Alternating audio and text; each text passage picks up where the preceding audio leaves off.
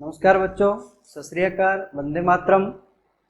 आज अपना 12वीं कक्षा का भूगोल विषय का चौथा अध्याय शुरू कर रहे हैं, जिसका नाम है विश्व जनसंख्या संरचना। जैसा आपने देखा, अनुभव किया है कि हमने पहले अध्याय में भूगोल, मानव भूगोल की रूपरेखा, मानव भूगोल की प्रकृति, मानव भूगोल का विषय क्षेत्र और मानव भूगोल की कुछ परिभाषाएं और अर्थ, उनके बारे में अध्ययन किया था। दूसरे अध्याय में हमने विश्व की 4 प्रजातियां की थी: एस्किमो, बुशमैन, भील, गौंड। तीसरे अध्याय में हमने पीछे पढ़ा था विश्व की जनसंख्या, वितरण, घनत्व और वृद्धि। जब जनसंख्या की बात हम कर रहे हैं तो तीसरे अध्याय में हमारा आया था जनसंख्या, घनत्व, वितरण और वृद्धि। ये 3 बातें हमने क्लियर की थी। तो आज हम बात करेंगे जनसंख्या संरचना की। अब उससे पहले आपको ये बता दूं, आपकी जानकारी के लिए, कि जनसंख्या संरचना क्या होती है। जनसंख्या संरचना, तो उससे पहले जनसंख्या, तो बताएं जरा जनसंख्या के बारे में। आपको पहले मैंने बताया, पूछा है आपसे, पहले आपको बताया भी है कि जनसंख्या जो है वो क्या है ना। इसके बारे में आपको बताया था ना। तो आप लोग अब मेरे को ये बताएं, एक शाबाश ऐसे भौगोलिक क्षेत्र, एक ऐसा भौगोलिक क्षेत्र जो निश्चित समय में, निश्चित अवधि में, या एक निश्चित जो भौगोलिक क्षेत्र है वो, उसमें जो लोगों की संख्या रहती है उसको हम किस में शामिल करते हैं? उसको हम जनसंख्या में शामिल करते हैं। इसमें शामिल करते हैं, वो क्या कहलाता है? जनसंख्या कहलाता है। अब जनसंख्या संरचना की अगर हम बात करें, अब इसमें एक चीज और जोड़ दें हम लोग, संरचना। संरचना के अंदर क्या चीजें शामिल करेंगे? संरचना के अंदर आयु वर्ग, आयु का जो अनुपात है वो हम लेंगे, है ना। कितने भागों में बांटा हुआ है? लिंगानुपात, या यूं कह सकते हैं स्त्री और पुरुषों का अनुपात। स्त्री पुरुषों की संख्या कह सकते हैं, कितने पुरुष हैं, कितनी स्त्रियां हैं।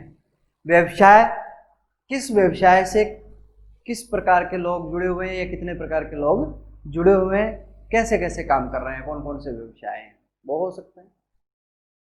ग्रामीण क्षेत्र में रहने वाले लोग कितने हैं, नगरीय क्षेत्र में रहने वाले लोग कितने हैं। जैसे हमने जनसंख्या वृद्धि के अंदर जनांकीय संक्रमण पढ़ा था कि जो ग्रामीण क्षेत्र का है वो नगर की ओर जाएगा, और जो खेती और मजदूर है वो औद्योगिक मजदूरी के लिए जाएगा।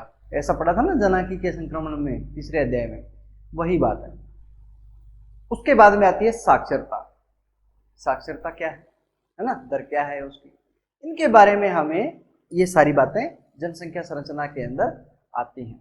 अब जनसंख्या संरचना को अगर संगठन या जनांकीय संरचना का नाम दे दें तो इसमें भी यही चीजें हैं। जैसे आयु संरचना, सबसे पहले हम आयु वर्ग के बारे में बात करेंगे, कौन सा आयु वर्ग कैसा है। उसके बाद में लिंगानुपात की बात करेंगे, फिर जनसंख्या संगठन की बात करेंगे, जनसंख्या संगठन कैसा है, ग्रामीण है कि नगरीय है, कैसा है, ठीक है ना वो।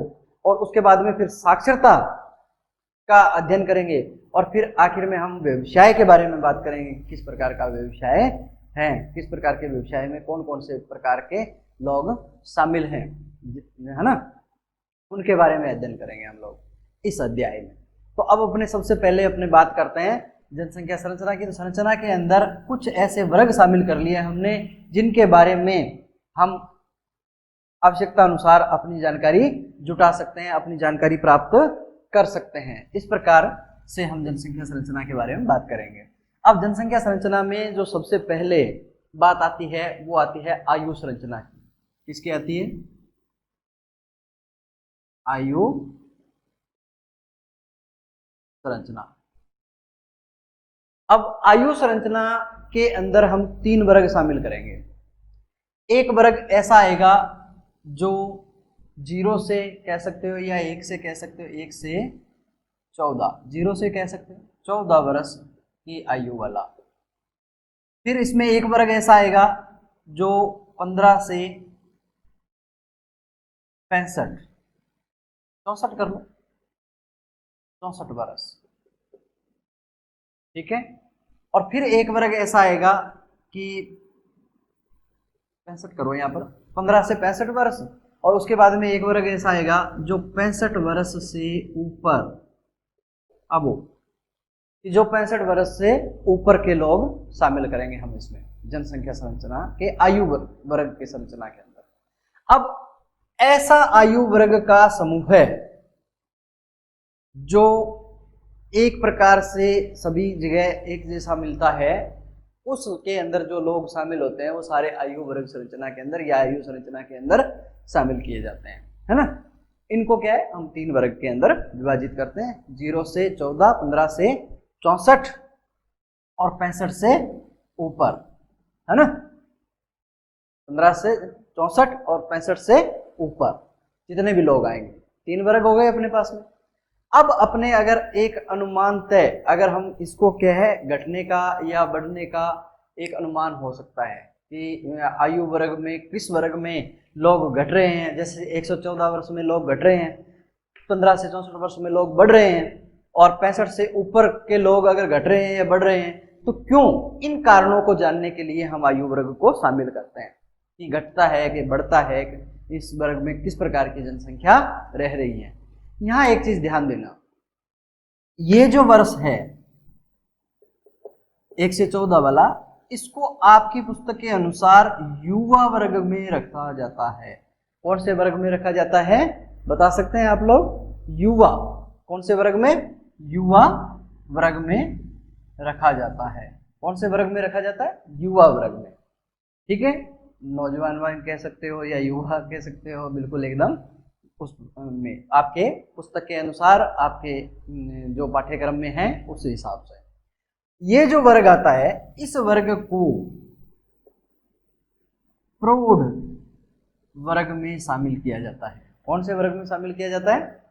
प्रौढ़ वर्ग में शामिल किया जाता है। और जो ये वर्ग आया, इस वर्ग को वृद्ध वर्ग में शामिल किया जाता है। अब इसमें देखो, युवा वर्ग के अंदर बच्चे हैं, जवान वाला पोर्शन आता है ना। इस वर्ग के अंदर लगभग कार्यशील जनसंख्या शामिल है। 15 से 64 वर्ष की जो आयु वाला है वो बाल वर्ग में नहीं आएगा, युवा वर्ग में नहीं आएगा, वो प्रौढ़ वर्ग में शामिल किया जाएगा, ठीक है ना। इसमें कोई भी उम्र के हो सकते हैं। और 65 से ऊपर वाले सभी इसमें आते हैं, वृद्ध वर्ग में आते हैं। तो ये 3 वर्गों में विभाजित किया हमने आयु संरचना को। अब थोड़ा सा इस आयु संरचना के बारे में अपने बात करते हैं कि कौन सी जगह कैसा वर्ग मिलता है और क्यों मिलता है, क्या कारण रहा है इसके पीछे, इसके बारे में अपने बात करते हैं।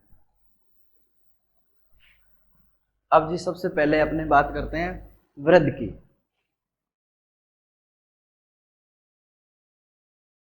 वृद्ध विश्व के अंदर 2004 की जनगणना के अनुसार, विश्व की जो रिपोर्ट है 2004 की, उसके अनुसार विश्व के अंदर जो वृद्ध पाए जाते हैं वो 6.8% हैं।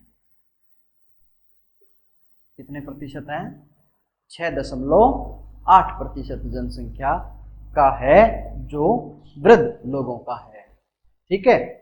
यूरोप में इन वृद्धों की संख्या सबसे अधिक है। कितनी है बता सकते हैं? यूरोप के अंदर 14.6% यूरोप में सबसे ज्यादा है। उसके बाद में दूसरे नंबर पर जो बात आती है वो आती है उत्तरी अमेरिका की। किसकी आती हैं? उत्तरी अमेरिका की। अच्छा जी, कितने प्रतिशत बताओ? 12.5%। फिर बात आती है एशिया की। एशिया के अंदर बहुत कम है वृद्ध, 5.8%। और उसके बाद में अफ्रीका के अंदर 3.2%, ठीक है। और यही जब हम भारत की बात करें तो भारत के अंदर 5.1% वृद्ध है। 5.1% वृद्ध हैं भारत के अंदर, ठीक है। तो इसका मतलब विश्व के अंदर यूरोप जो विकसित राष्ट्र हैं उनके अंदर वृद्धों की संख्या ज्यादा है। किसकी संख्या ज्यादा है? वृद्धों की संख्या ज्यादा है। यूरोप जो कंट्री हैं, जो विकसित राष्ट्र हैं, उनमें उत्तरी अमेरिका है तो वो भी विकसित है, उसमें भी वृद्धों की संख्या ज्यादा है। क्यों? क्योंकि वहाँ जीवन प्रत्याशा ज्यादा हो जाती है, बढ़ जाती है, क्योंकि वहाँ सुख सुविधाएं, भौतिक सुविधाएं, सब चीजें बहुत अच्छे से मिलती हैं, जिससे अच्छा जीवन यापन होता है और वो लंबे समय तक जीवन व्यतीत करते हैं। अब अगर यहाँ हम बात करें राष्ट्र के आधार पर, आयु वर्ग की अगर हम राष्ट्र के आधार पर बात करें तो जो सबसे ज्यादा वृद्धों की संख्या वाला देश है वो है जापान। कौन सा देश है? जापान। और कितना? 18.27% लिए हुए हैं विश्व की जनसंख्या का। 18.27% जापान के अंदर सबसे ज्यादा वृद्ध लोग रहते हैं। फिर है जर्मनी। जर्मनी के अंदर 17.17%। फिर है फ्रांस के अंदर कितना है? 16.21%। अच्छा जी। उसके बाद में कौन सा नंबर आता है?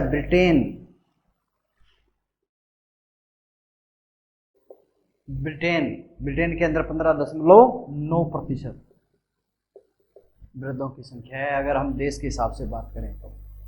ठीक है। और भारत के अंदर आपको बताया ही था, वृद्धों की संख्या जो है वो 5.1%। इसका मतलब भारत में वृद्धों की संख्या कम है। अब सबसे नंबर 1 पर आता है जापान, उसके बाद में जर्मनी, फ्रांस, ब्रिटेन। और यहां अगर हम अफ्रीकी देशों की बात करें तो अफ्रीका के अंदर इथोपिया और सोमालिया, 2 देशों के अंदर वृद्धों की संख्या ज्यादा है। और वहां जो अफ्रीकी देशों के अंदर जो जनसंख्या के अंदर वृद्धों की संख्या का प्रतिशत है वो 2 से 3% के बीच में है मात्र। इसका मतलब बहुत कम है ना? तो यहाँ पर जनसंख्या वृद्धों की कम दिखाई पड़ती है हमें। अब युवा वर्ग की अगर हम बात करें, ये तो थी वृद्धों की बात, अगर हम अब युवा वर्ग की बात करें, इनको आपको मैं पिरामिड के हिसाब से भी बताऊंगा कि कौन सा विकसित में आता है, कौन सा विकासशील में आता है, कौन सा अलग विकसित में आता है। ये आपको पिरामिड के आधार पर भी यहाँ समझाएंगे आपको। तो सबसे पहले अपने अब बात की वृद्ध जनसंख्या की। अब बात करते हैं युवा वर्ग की। कौन से वर्ग की? युवा वर्ग की। युवा वर्ग का जो मानक है वो कौन सा है? 1 से 14 वर्ष या 0 से 14 वर्ष की जो आयु है उसको हम किस शामिल में करेंगे? मान लो 0 से, मान लो कि हम जन्म होने के बाद में जो 0 से शुरू होता है ना, वहाँ 14 वर्ष तक जो आयु है वो क्या कहलाएगी? युवा वर्ग कहलाएगी। इस युवा वर्ग का सबसे ज्यादा जो प्रतिशत पाया जाता है वो अफ्रीका में पाया जाता है। कौन से महाद्वीप में? अफ्रीका महाद्वीप में। और कितना? 44.71%। कितना? 44.71% भाग है। एशिया में भी बहुत अच्छा है, उसमें नहीं था ना, इसके अंदर एशिया के अंदर 33.6%। कितना? 33.6%। और उत्तरी अमेरिका के अंदर और दक्षिणी अमेरिका के अंदर, अब पहले अपने उत्तरी अमेरिका की बात करते हैं। उत्तरी अमेरिका के अंदर ये जो युवा वर्ग का प्रतिशत है वो है 22.51%। ठीक है। और दक्षिणी अमेरिका की बात करें हम तो उसमें कितना है? 41.5%। और अगर यूरोप की बात करें हम तो उसमें 17.5%। ये सबसे ज्यादा युवा वर्ग है। एक चीज ध्यान रखना, विकसित राष्ट्रों के अंदर ये जो होता है युवा वर्ग वाला, ये विकसित राष्ट्रों के अंदर कम होता है और विकासशील देशों में ज्यादा मिलता है, इसका अनुपात जो होता है वो। ठीक है ना? और यही अगर हम युवा वर्ग की बात करें तो भारत के अंदर ये 33.3% है। कितना है भारत के अंदर? 33.3% है भारत के अंदर, ठीक है ना। और पाकिस्तान के अंदर ये 41.05, कितना है? 41.05। पाकिस्तान में ये सबसे ज्यादा है, बच्चों की जो ग्रोथ है वो सबसे ज्यादा है पाकिस्तान के अंदर। राष्ट्र के हिसाब से अगर हम बात करें तो भारत का इतना था और पाकिस्तान में सर्वाधिक है। जहां पर जनसंख्या तीव्र गति से बढ़ रही है, जिस क्षेत्र के अंदर, जिस राष्ट्र के अंदर जनसंख्या अत्यधिक तीव्र गति से, मतलब जनसंख्या विस्फोट वाली बात आए, है ना। जनसंख्या विस्फोट क्या था?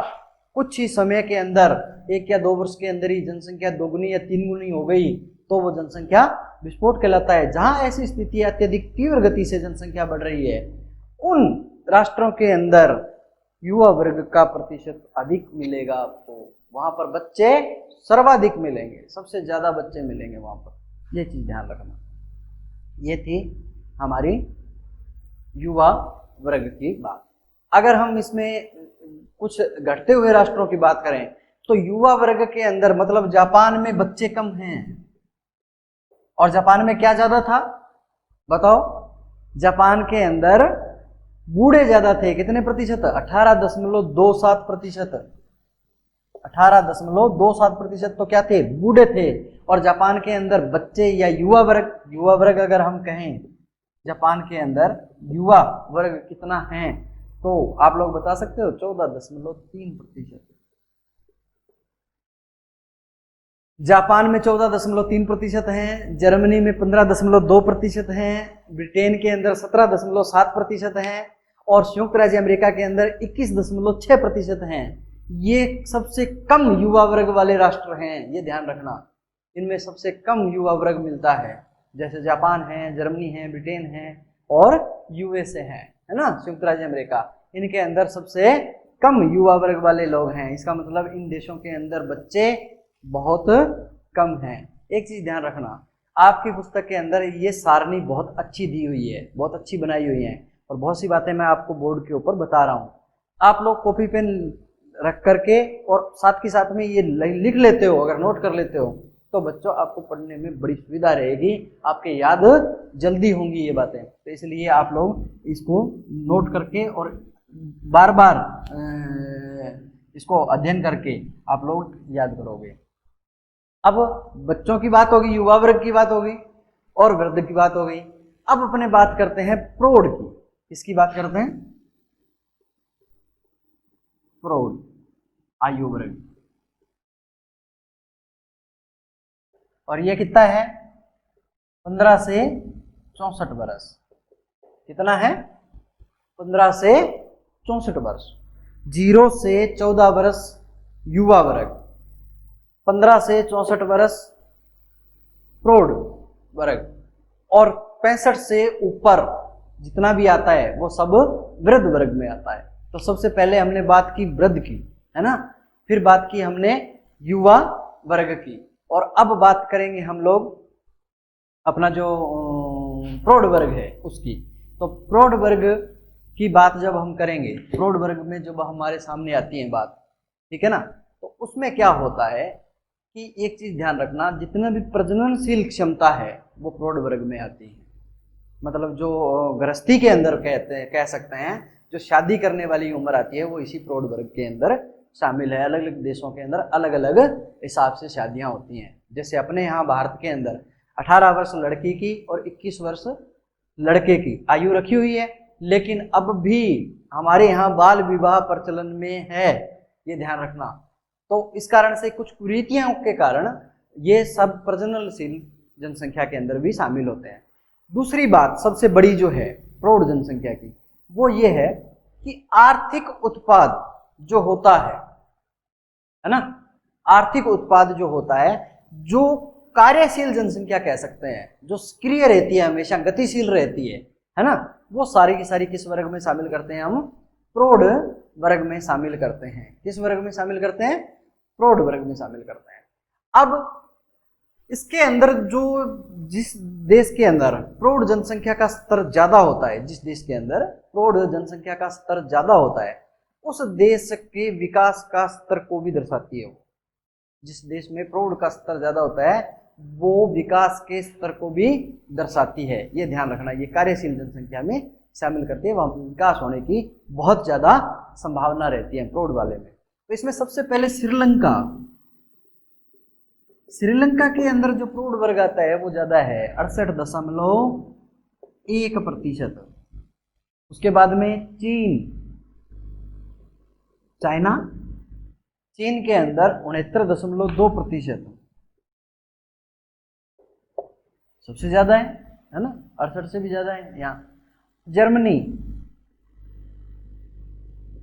जर्मनी के अंदर जो प्रौढ़ वर्ग का प्रतिशत आता है वो है 67.7%। उसके बाद में आता है ऑस्ट्रेलिया के अंदर और जर्मनी में थोड़ा ही अंतर है, सिर्फ मात्र 0.3 का। ऑस्ट्रेलिया के अंदर 67.4%। और भारत के अंदर 61.6% प्रौढ़ जनसंख्या का स्तर है, जो कार्यशील जनसंख्या को प्रदर्शित करती है, जो गतिशील जनसंख्या को प्रदर्शित करती है, जो आर्थिक स्तर को प्रदर्शित करती है, जो उत्पाद बढ़ाने के अंदर सक्रिय कार्यकर्ता के रूप में काम करते हैं, वो सारा वर्ग किस में आता है? प्रौढ़ वर्ग में आता है। वो किस में शामिल करते हैं हम लोग? प्रौढ़ जनसंख्या के अंदर शामिल करते हैं। अब हम इसकी पिरामिड बनाएंगे कुछ इन्हीं आधार पर। तो हमने सबसे पहले कौन से वर्ग की बात की? वृद्ध वर्ग की बात की, ठीक है। और इसका क्रम कितना था? 65 से ऊपर, ठीक है। उसके बाद में हमने बात की युवा वर्ग की। कौन से वर्ग की बात की? युवा वर्ग की बात की। इसका क्रम क्या था? 0 से 14 वर्ष। उसके बाद में हमने बात की प्रौढ़ वर्ग की, ठीक है। और इसका क्रम क्या था? 15 से 64 वर्ष के बीच का जो आता है। तो कितने भागों में बांटा हमने? सिर्फ 3 भागों में। जनसंख्या संरचना को, जनांकीय संरचना को, जनसंख्या संगठन को हमने कितने भागों में बांटा? 3 भागों में बांटा। अब इनको हम पिरामिड के आधार पर हम देखते हैं कैसे बनते हैं।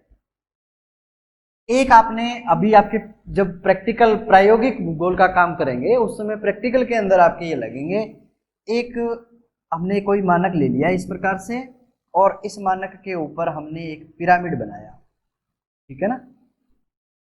इस तरह से हमने कोई एक पिरामिड बनाया, इस तरह से हमने एक पिरामिड बनाया, ठीक है। इस पिरामिड में क्या होता है कि जैसे मान लो ये 0 से 14 वाला हमारा युवा वर्ग वाला पोर्शन आ गया, ये वाला, और ये वाला हमारा विकसित राष्ट्र वाला आ गया, है ना, वृद्ध वाला आ गया। ये वर्ग कौन सा है? वृद्ध वर्ग है। और ये वर्ग युवा वर्ग है। अब ये जो रह गया ये कौन सा वर्ग है? प्रौढ़ वर्ग है। अगर इस तरह का पिरामिड हो, इस तरह से शंकु की तरह इस तरह का पिरामिड हो, तो ये विकासशील का पिरामिड होता है, ये ध्यान रखना। इसमें बच्चे भी होते हैं और जवान जो कार्यशील जनसंख्या है वो भी होते हैं, क्योंकि युवा वर्ग भी है और कार्यशील जनसंख्या भी है। वृद्धों की संख्या बहुत कम है, इसलिए क्योंकि आज जो युवा वर्ग है वो कल को कार्यशील जनसंख्या में बढ़ेंगे, इसलिए दोनों की मात्राएं इसमें समान होती है। विकासशील, ये प्रगति की ओर अग्रसर होता है, ठीक है ना। कुछ राष्ट्रों का जो पिरामिड बनता है वो कुछ इस प्रकार से भी बनता है। कुछ राष्ट्रों का जो पिरामिड बनता है वो कुछ इस प्रकार का बनता है।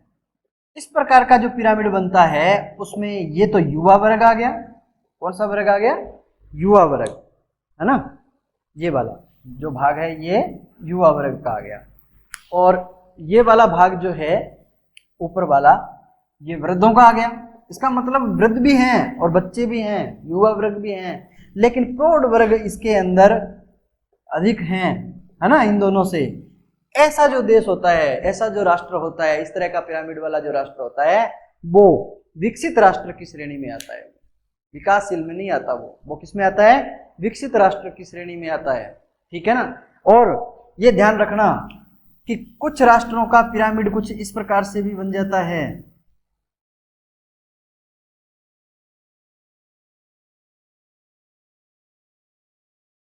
इसमें जैसे ये वाला युवा वर्ग आ गया और ये वाला वृद्ध वर्ग आ गया, मतलब बूढ़े बहुत कम हैं, और ये कार्यशील जनसंख्या आ गई। ध्यान रखना ये विकासशील भी हो सकता है, विकसित भी हो सकता है, क्योंकि ये विकास की ओर अग्रसर है, इसमें प्रौढ़ जनसंख्या अधिक है, ठीक है ना, और इसमें युवा वर्ग भी है, दोनों बराबर मात्रा में है। तो जो आज युवा है वो कल को प्रौढ़ में आएगा, कार्यशील जनसंख्या में आएगा, वो आर्थिक दृष्टि को स्तर को ऊपर उठाने वाला आएगा, वो उत्पादन को बढ़ाने वाला आएगा।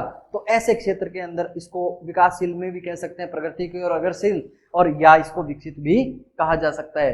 इस प्रकार से ये पिरामिड बनाए जा सकते हैं। जब आप प्रायोगिक भूगोल का काम करोगे तो इसमें आपको ये पिरामिड बखूबी बनाने भी पड़ेंगे, ठीक है ना। तो ये थी जनसंख्या संरचना अपनी। अब जनसंख्या संरचना के अंदर जब हमने बात की जनसंख्या संरचना की, तो जनसंख्या संरचना के अंदर जो विकसित राष्ट्र होते हैं, है ना, उनके अंदर युवा वर्ग जो होता है वो विकासशील देशों